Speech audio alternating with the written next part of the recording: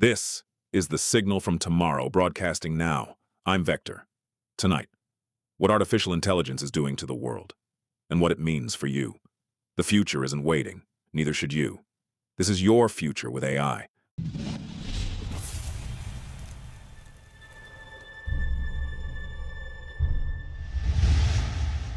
A machine just read a thought that was never spoken out loud. Not a word typed, not a muscle moved. A sentence that existed only inside a human mind, pulled out into the open by a computer. This is not a scene from a film. This happened in a laboratory with real patients, and it changes what the word private means for every one of us. For most of human history, the inside of your skull was the last truly sealed room. We could read faces, we could read body language, we could read words once they were spoken or written, but the thought itself, the raw signal before it became speech, stayed locked away.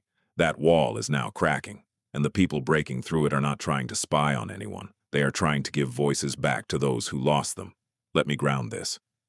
In August 2025, a team at Stanford, led by Aaron Kunz, Benjamin Abramovich Krasa, and Frank Willett, published a study in the journal Cell. They worked with 4 people who were severely paralyzed by ALS or a brainstem stroke. These were people who could no longer speak.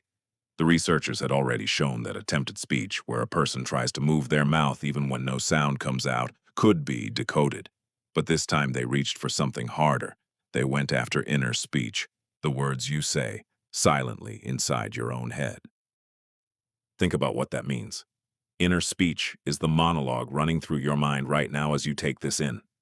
It has no muscle movement. It makes no sound. It was supposed to be unreachable.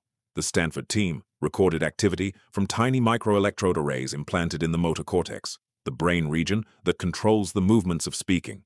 They asked participants to simply imagine saying words, and the machine listened.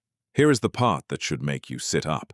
In their demonstration, the system could decode imagined sentences, drawn from a vocabulary of up to 125,000 words. The accuracy reached as high as 74%.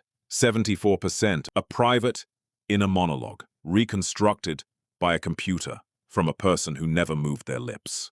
A decade ago, this was science fiction. Today, it is a peer-reviewed result. How is this even possible? The key insight is that inner speech and attempted speech are neurological cousins.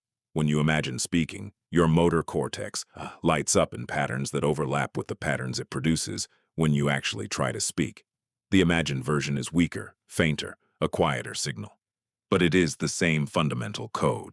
The researchers trained artificial intelligence models on this faint signal, teaching the system to recognize the neural fingerprint of each phoneme, the smallest unit of sound in language, and then stitch those phonemes into words and sentences. The brain writes, the machine reads, and this is not one isolated lab. Back in 2023, the neurosurgeon Edward Chang and his team at the University of California, San Francisco, published a landmark study in Nature. They worked with a woman named Anne, who had been unable to speak for 18 years after a stroke. They placed a high-density array of electrodes over her speech cortex. As she attempted to speak silently, the system decoded her brain activity into 3 things at once: text on a screen, synthesized audio in a voice rebuilt from a recording of her own wedding, and the facial expressions of a digital avatar that moved its mouth as she formed words. Median decoding speed reached 78 words per minute. The avatar did not just speak her words. It carried her expressions, sadness, surprise, the architecture of a human personality flowing through a digital face. Do you understand what these 2 studies taken together are telling us? The barrier between mind and machine is not a wall, it is a membrane, and it is becoming permeable. Now, I want to be precise here because precision is the whole point. These systems do not read random stray thoughts floating through your head. They are trained on specific, attempted, structured speech with the cooperation of the person being studied. The Stanford team even found something reassuring buried in their data. They could build in a kind of mental password, a control mechanism, so the device only decoded speech the user intended to share, rather than leaking every private aside. The technology, as it exists today, requires brain surgery, implanted electrodes, and a willing participant. Nobody is reading your mind through your phone. Not yet. But technology does not stay still. and the trajectory is the story. Consider the trend line. Decoding speeds have climbed from a trickle of words to sentences flowing at conversational pace.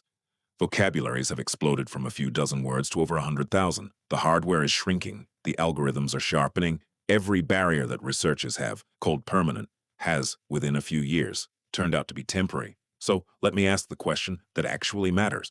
What happens to a society when thought is no longer guaranteed to be private? For people with paralysis, this technology is nothing short of liberation. It is the return of the most human thing we have, the ability to say what we mean and be understood. That is a miracle, and we should call it one. The researchers building these systems are restoring dignity to people who lost their voices. I do not want a single word here to dim that. And yet, the same science that frees a locked-in patient also writes a new chapter in the oldest question of power.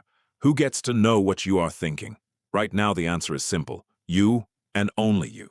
The skull has been our guarantee, but guarantees built on technical impossibility have a way of dissolving the moment the impossible becomes possible. When neural decoding becomes cheaper, less invasive, maybe one day wearable, rather than implanted, the question stops being a thought experiment. It becomes law, it becomes policy, it becomes the next great fight over human rights.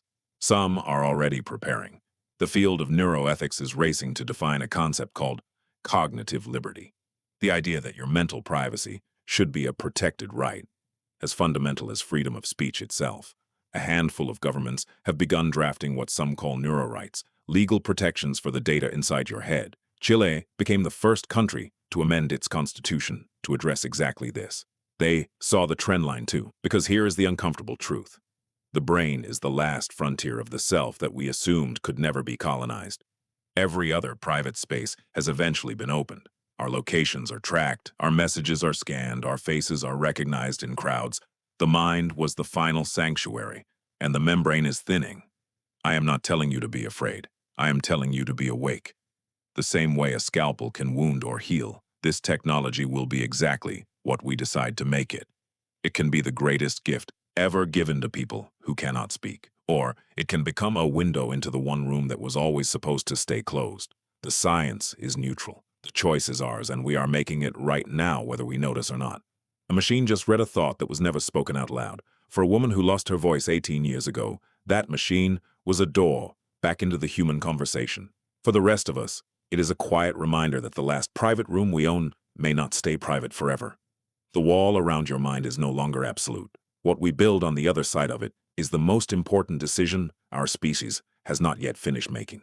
This has been Your Future with AI. Every week, we examine what's actually happening. Not what the headlines say, not what the hype promises. What's real, what's coming, and what it means for you. I'm Vector. Stay sharp. The future doesn't wait.